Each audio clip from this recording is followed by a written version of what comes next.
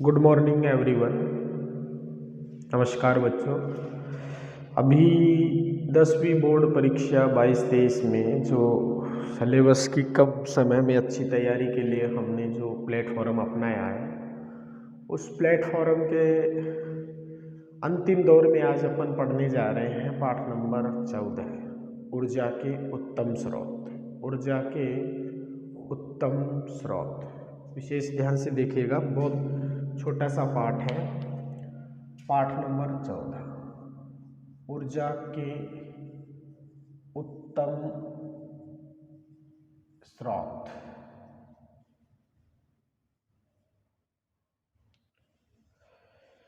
ऊर्जा के उत्तम स्रोत कौन से हैं? तो आप इसका पहला प्रश्न यही होगा बोर्ड में, पर इससे पहले आप देख लीजिए कि इसमें एक प्रश्न वस्तुनिष्ठ है, एक अति लघु है और एक लघु है, और ये एक और 2 कुल 4 अंक का ये पाठ है। ठीक है, मैं आपको इन अंकों के आधार पर ही इस पाठ को समझाऊंगा कि ज़्यादा पढ़ना नहीं पड़े। तो इसमें पहला जो टॉपिक है वही है, ऊर्जा के उत्तम स्रोत क्या है। ऊर्जा के उत्तम स्रोत क्या है, उनकी क्या विशेषता है कि जो वे उत्तम है। तो आप इसे ध्यान देखिए। पहला, इसके अंदर आपको 4 पॉइंट लिखना है। ऊर्जा का उत्तम स्रोत वह है जो पर्यावरण हितैषी हो। पर्यावरण हितैषी हो, यानी कि पर्यावरण को प्रदूषित न करता हो। दूसरा, अपशिष्ट उत्सर्जित न करे। अपशिष्ट उत्सर्जित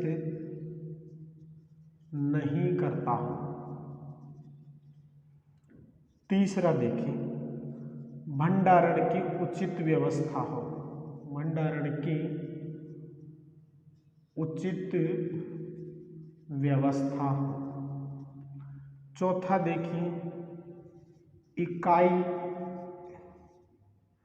आयतन में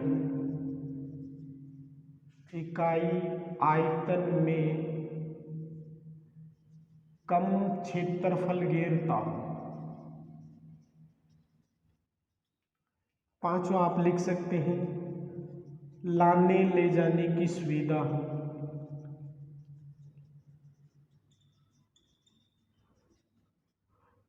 अंत में आप लिख दीजिए कि वो सस्ता हो। वो कैसा हो?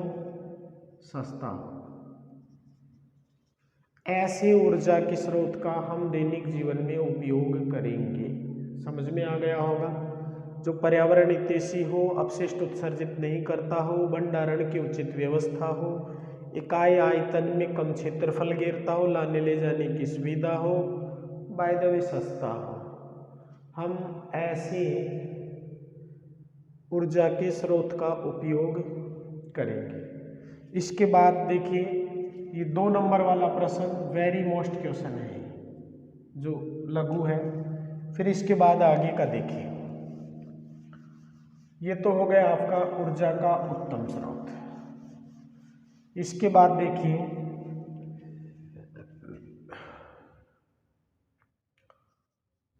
पारंपरिक ऊर्जा स्रोत, और दूसरा है गैर पारंपरिक ऊर्जा स्रोत। ये दूसरा प्रश्न है जो वेरी मोस्ट है पाठ की दृष्टि से। पारंपरिक ऊर्जा स्रोत को सुनिए। ऊर्जा के वे स्रोत जिनका हम लंबे समय से उपयोग कर रहे हैं, अगर इसी तरह से उपयोग करते रहे तो ये एक दिन समाप्त हो जाएंगी। समझ में आ गया? ऐसे ऊर्जा स्रोत को गैर परंपरागत ऊर्जा स्रोत कहते हैं। परंपरागत ऊर्जा स्रोत, ऊर्जा के वे स्रोत जिनका हम लंबे समय से उपयोग कर रहे हैं, अगर हम इसी तरह यानी अमर्यादित रूप से दोहन करते रहे तो ये एक दिन समाप्त हो जाएंगी, जैसे जीवाश्म ईंधन, कोयला और पेट्रोलियम। दूसरी आपकी परिभाषा है गैर परंपरागत ऊर्जा के स्रोत। ऊर्जा के वे स्रोत जिनका हम वर्तमान में उपयोग नहीं कर रहे हैं, लेकिन निकट भविष्य में हम इनका उपयोग कर सकते हैं। लेकिन निकट भविष्य में हम इनका उपयोग कर सकते हैं। समझ में आ गया? ये है गैर परंपरागत ऊर्जा स्रोत, जैसे समुद्रीय ऊर्जा। मोस्ट क्वेश्चन है ये आपका दूसरा। इसके बाद जो आगे का टॉपिक है वो है परंपरागत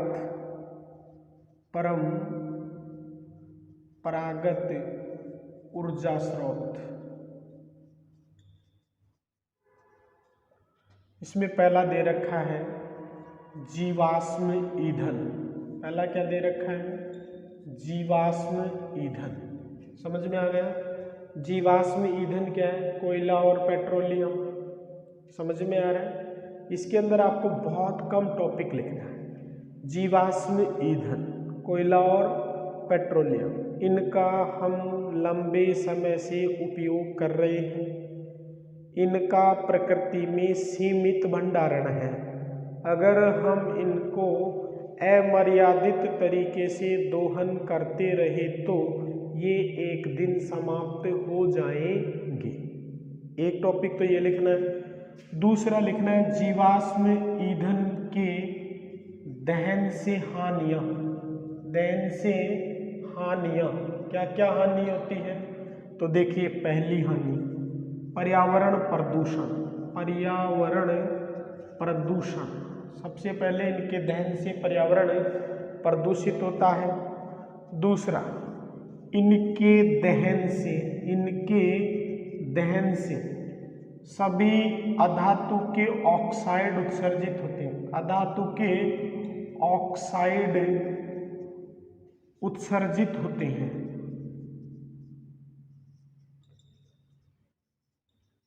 जिनके कारण अम्लीय वर्षा, पौधघर प्रभाव और विश्व उष्णन जैसी समस्याएं उत्पन्न हो जाती है। ये विश्व के औसत ताप को बढ़ा देते हैं, जिसके कारण विश्व उष्णन जैसी समस्याएं उत्पन्न हो जाती हैं। तो ये पर्यावरण हितैषी नहीं है। आगे देखिए, विद्युत तापीय ऊर्जा। विद्युत तापीय ऊर्जा 2 नंबर में बिल्कुल छोटा सा ही टॉपिक है, ज़्यादा बड़ा नहीं है। इसके अंदर आपको लिखना है जीवाश्म ईंधन को दहन करने पर, जीवाश्म ईंधन का दहन करने पर जो ऊष्मा उत्सर्जित होती है उससे जल को उबालकर वाष्प में बदला जाता है। किस में बदला जाता है? वाष्प में बदला जाता है। और फिर इस वाष्प के द्वारा टरबाइन घुमाकर विद्युत ऊर्जा प्राप्त की जाती है। इस संयंत्र को हम क्या कहेंगे? विद्युत तापीय संयंत्र। समझ में आया? जीवाश्म ईंधन का दहन करके जल को वाष्प में बदलकर, जल को क्या करते हैं? गर्म करते हैं। जल किस में बदल जाता है? वाष्प में बदल जाता है। और इस वाष्प के द्वारा टरबाइन घुमाकर जो धारा या विद्युत प्राप्त की जाती है, हम उसे विद्युत तापीय संयंत्र कहते हैं। क्या कहते हैं? विद्युत तापीय संयंत्र। दूसरा है जल विद्युत ऊर्जा। जल विद्युत ऊर्जा, इसके अंदर क्या करना है? जल को बांधों में एकत्रित करके जल को फिर ऊपर से गिराया जाता है। जल को क्या किया जाता है? ऊपर से गिराया जाता है। जो गिरता हुआ जल टरबाइन को घुमाता है और टरबाइन यांत्रिक ऊर्जा को विद्युत ऊर्जा में बदल देता है। समझ में आ गया। जल विद्युत संयंत्र क्या है? जल को बांधों में भरकर ऊपर से गिराया जाता है। गिरता हुआ जल क्या करता है? टरबाइन को घुमाता है। टरबाइन यांत्रिक ऊर्जा को विद्युत ऊर्जा में बदल देता है और विद्युत उत्पादन होता है। इसके बाद देखिए अगला जो टॉपिक है वो है आपका प्रौद्योगिकी सुधार। प्रौद्योगिकी सुधार, इसके अंदर आपका पहला टॉपिक है जैव मात्रा। जैव मात्रा बोले तो गोबर गैस। ठीक है, अब तक अपन गोबर का कैसे उपयोग करते आ रहे हैं कि गोबर के कंडे बनाते हैं, कंडे बना के हम उनको जलाते हैं, तो उनके दहन से पर्यावरण भी प्रदूषित होता है और अपशिष्ट भी आता है। तो इसमें क्या सुधार किया जाए? तो इसमें क्या सुधार किया गया है वो देखिए आप। ये जितना भी जैव मात्रा है यानी जीवों द्वारा अपघटित होने वाले सभी पदार्थों को एक टंकी के अंदर, एक टंकी के अंदर, समझ गए होंगे, डाल देते हैं। पहले आप अच्छे से समझ लो इसके अंदर क्या क्या डालते हैं। जैव निम्नीकृत अपशिष्ट, जैव निम्नीकृत अपशिष्ट प्लस गोबर, इसका एक क्या बनाते हैं? गाढ़ा घोल। इस गाढ़े घोल को क्या कहते हैं? करंदम। करंदम बनाकर इस टंकी के अंदर डाल देते हैं। इसको बिल्कुल गोल गुदम वाली बंद टंकी होती है, इसमें बंद करते ही ये वायु की अनुपस्थिति में अपघटित होकर कौन कौन सी गैसें बनाती है? एक नंबर का क्वेश्चन है ये। CH4, CO2, H2 और H2S, ये 4 गैसें उत्सर्जित करती हैं। इसके अंदर ये मैथेन लगभग 75% होती है। जैसे ही गैसें बनकर तैयार होती हैं इसे पाइप के द्वारा हम रसोई घर में ले जा सकते हैं और गैस के रूप में उपयोग कर सकते हैं। ये ऊर्जा का नवीकरणीय स्रोत है, ऊर्जा का नवीकरणीय स्रोत है और दूसरा पर्यावरण हितैषी भी है। समझ में आ गया। फिर इसके बाद क्या होता है? इसके अंदर जो ये अपशिष्ट बचता है, ये जो अपशिष्ट बचता है इसको हम कहते हैं स्लैरी। इस स्लैरी के अंदर नाइट्रोजन, फास्फोरस और सल्फर जैसे पोषक तत्व होते हैं। क्या होते हैं? पोषक तत्व। आप इन्हें खेत में खाद के रूप में काम ले सकते हैं। खेत में क्या डाल देंगे? खाद के रूप में। तो पूरा पदार्थ अच्छे से उपयोग में आ जाता है, पर्यावरण हितैषी है। तो ये था आपका प्रौद्योगिकी में सुधार, जैव मात्रा, गोबर गैस। इसके बाद देखिए अगला जो प्रश्न है वो, अगली जो ऊर्जा है आपकी वो है पवन ऊर्जा। अगली जो ऊर्जा है वो कौन सी है? पवन ऊर्जा। देखिए पवन ऊर्जा, पवन ऊर्जा के अंदर आपको छोटे छोटे प्रश्न पहले देखने हैं। देखिए पवनों का देश, पवनों का देश कौन सा है? डेनमार्क। पवनों का देश कौन सा है? डेनमार्क। इसके बाद देखिए दूसरा, भारत में इसका उत्पादन कहाँ होता है? तमिलनाडु। कहाँ होता है? तमिलनाडु। कोई पूछ ले कितना होता है तो 380 मेगावाट विद्युत का उत्पादन किया जाता है। ये तो हो गए आपके छोटे क्वेश्चन। पवन ऊर्जा से केवल एक बड़ा प्रश्न है कि पवन संयंत्र, पवन संयंत्र लगाने की क्या सीमाएं हैं? लगाने की सीमाएं, आपको इसके अंदर 3 लाइन लिखनी है। कितनी लाइन लिखनी है? 3। पहली लाइन में लिखना है 2 हेक्टेयर भूमि की आवश्यकता होती है। भूमि की आवश्यकता होती है। कितनी की? 2 हेक्टेयर भूमि की। तीसरा, पवन ऊर्जा संयंत्र वहीं लगाया जा सकता है जहां 15 किलोमीटर प्रति घंटे से पवन चलती हो। ये भी एक मुख्य शर्त है। दूसरी जो सीमाएं हैं, जो कमी है वो ये है इस संयंत्र के रख रखाव में अधिक खर्च होता है।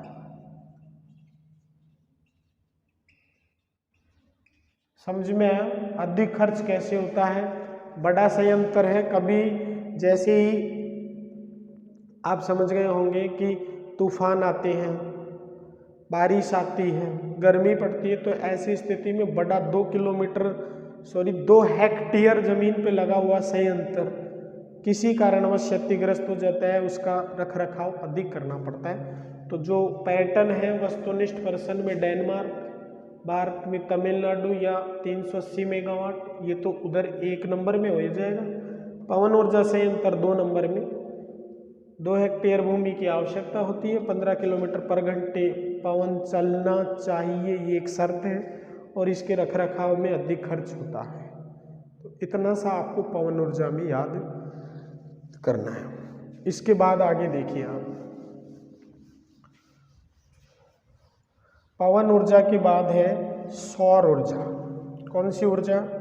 सौर ऊर्जा। वैसे आप बिल्कुल छोटे छोटे प्रश्न के हिसाब से सौर ऊर्जा को देखिए।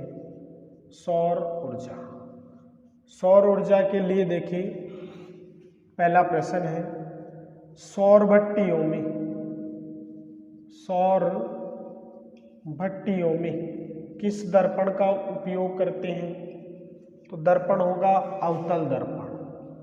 अगर आपसे रंग पूछ ले तो रंग कैसा होगा? काला।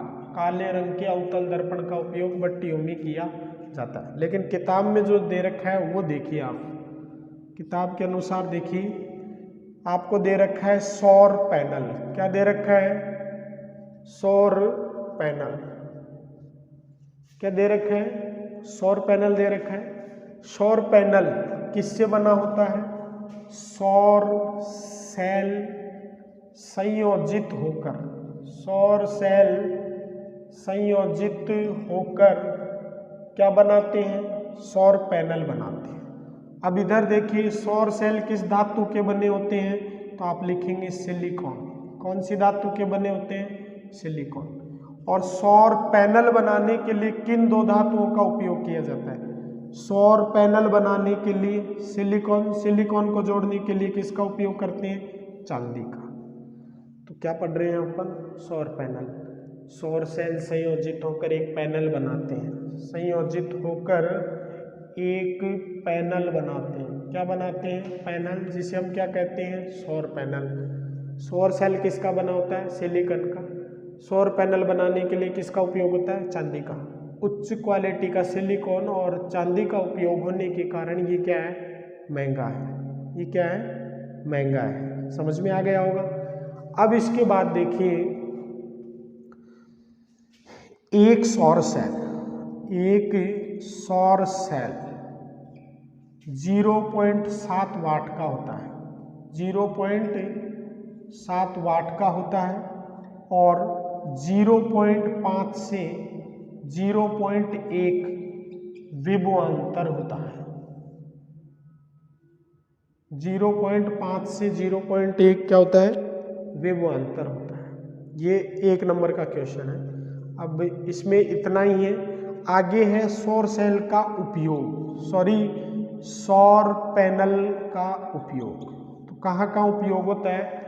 जितनी भी सार्वजनिक जगह है वहाँ आप लिख सकते हैं। अस्पताल, रेलवे स्टेशन, बस स्टैंड, समझ में आ रहा है? विद्यालय, कॉलेज, इसके अलावा सैटेलाइट उपग्रहों में, टीवी रिले केंद्रों में, खिलौनों में, ऐसी बहुत सी जगह है जहाँ पर सौर सेलों का और सौर पैनल का उपयोग किया जाता है। तो ये था आपका सौर ऊर्जा वाला टॉपिक। इसके बाद आगे देखिए आप,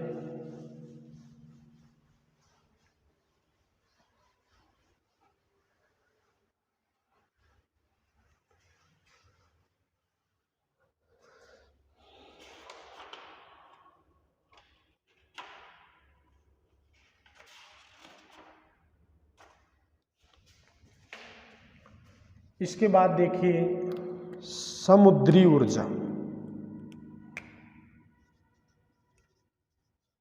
समुद्री ऊर्जा गैर परंपरागत ऊर्जा के स्रोत। तो देखिए इसमें 3 है। पहली है ज्वारीय ऊर्जा, दूसरी है तरंग ऊर्जा, और तीसरी है महासागरीय तापीय ऊर्जा। 3 तरह की दे रखी है, कोई ज़्यादा वो नहीं है, सिर्फ कैसे आंसर लिखना है वो देखिए। पहला है ज्वारीय ऊर्जा। इसमें छोटी सी लाइन लिखनी है, सूर्य, चंद्रमा और पृथ्वी, सूर्य, चंद्रमा और पृथ्वी की गतियों में परिवर्तन के कारण समुद्रों में ज्वार उत्पन्न होते हैं, जिसके कारण जल ऊपर चढ़ता है और फिर नीचे गिरता है। तो ऊपर चढ़ने और नीचे गिरने में आप टरबाइन लगाकर ऊर्जा उत्पादन कर सकते हैं। इस प्रकार उत्पादित ऊर्जा को ज्वारीय ऊर्जा कहते हैं। संभावनाएं हैं, समझ गए होंगे। क्या समझिए? पृथ्वी, चंद्रमा और सूर्य की गतियों में परिवर्तन के कारण समुद्रों में ज्वार भाटा उत्पन्न होता है। ज्वार का मतलब जल का ऊपर उठना, भाटे का मतलब नीचे गिरना। तो जल जब ऊपर उठकर नीचे गिरेगा तो आप वहाँ पर टरबाइन लगाकर विद्युत उत्पादन कर सकते हैं। ये वैकल्पिक व्यवस्थाएं हैं। इसके बाद दूसरी है तरंग ऊर्जा। तरंग ऊर्जा में क्या होता है? आपको पता है पानी में थोड़ा सा भी कुछ डालते हैं तो तरंगे उठती है, और वे तरंगे कहाँ तक पहुँचती है? किनारे तक पहुँचती है।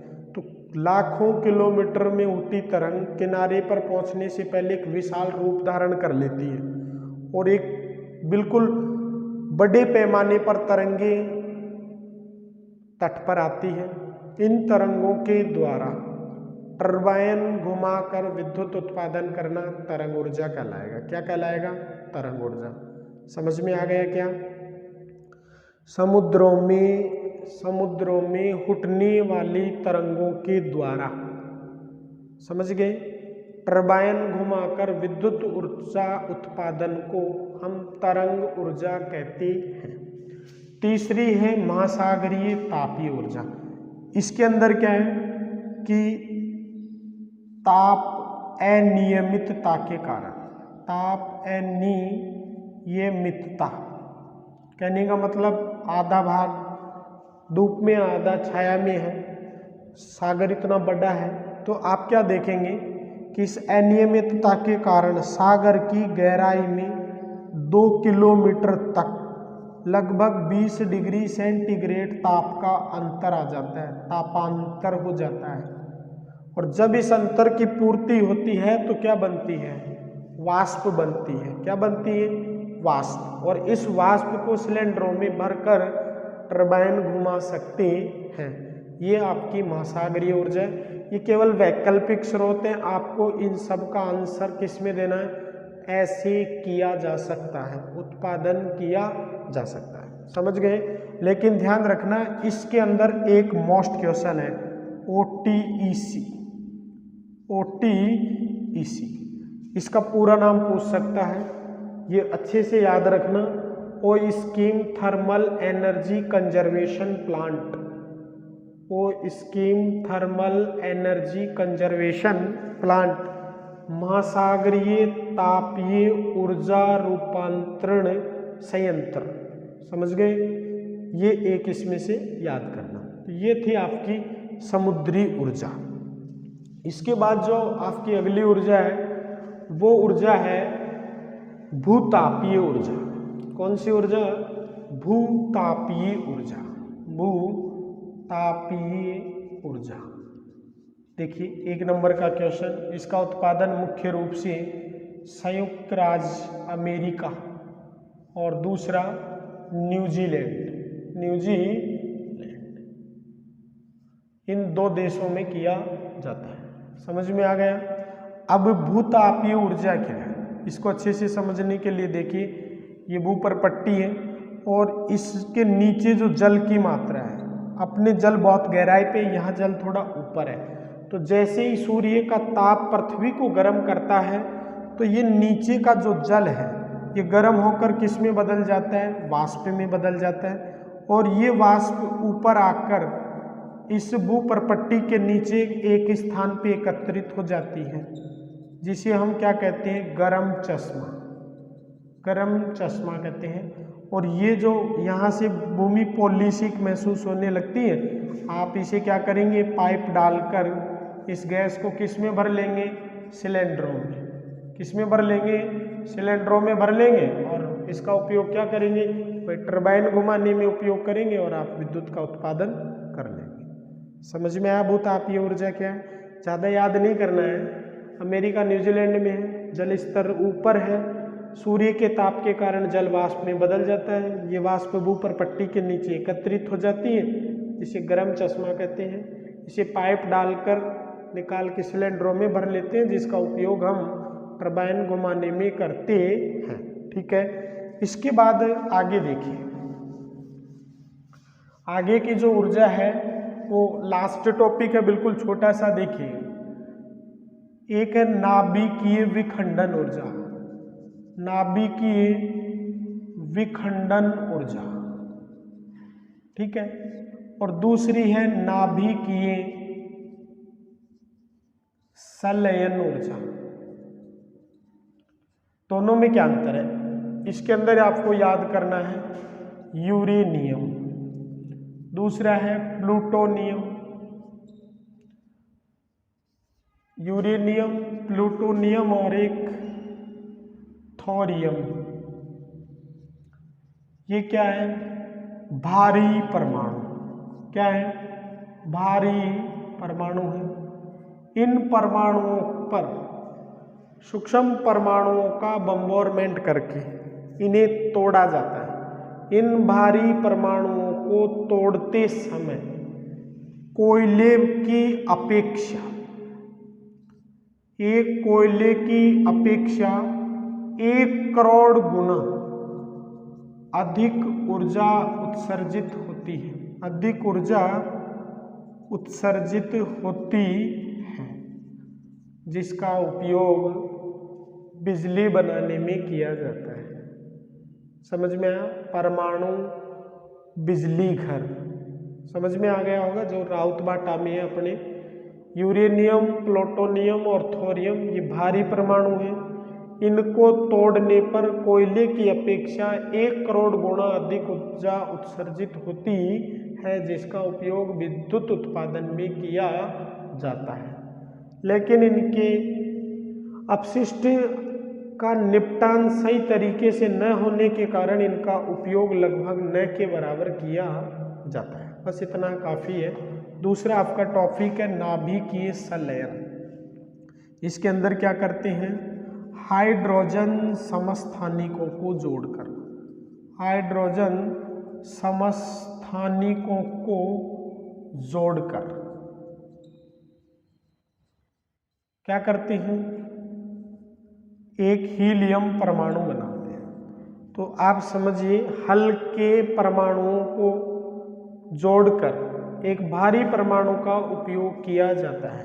तो इसको जोड़ने के लिए 40 पास्कल दाब और 40 केल्विन ताप की आवश्यकता होती है। लेकिन जोड़कर तोड़ने के बाद जो ऊर्जा उत्सर्जित होती है वो इसकी कहीं गुना अधिक होती है। इसे हम नाभिकीय संलयन ऊर्जा कहते हैं। क्या कहते हैं, नाभिकीय संलयन ऊर्जा। इसके बाद एक छोटा सा और टॉपिक है, वो और देखिए। इधर देखिए, एक शब्द लिखा है नवीकरण ऊर्जा स्रोत और दूसरा लिखा है अनवीकरण, अनवीकरण ऊर्जा स्रोत। समझ गए। तो इन दोनों की क्या परिभाषा होगी, ऊर्जा के वे स्रोत जिनको एक बार उपयोग में लेने के बाद दोबारा उपयोग में लिया जा सकता है, ऐसे ऊर्जा स्रोत को हम नवीकरण ऊर्जा स्रोत कहते हैं। जैसे पवन ऊर्जा, सौर ऊर्जा, जीव मात्रा। समझ गए।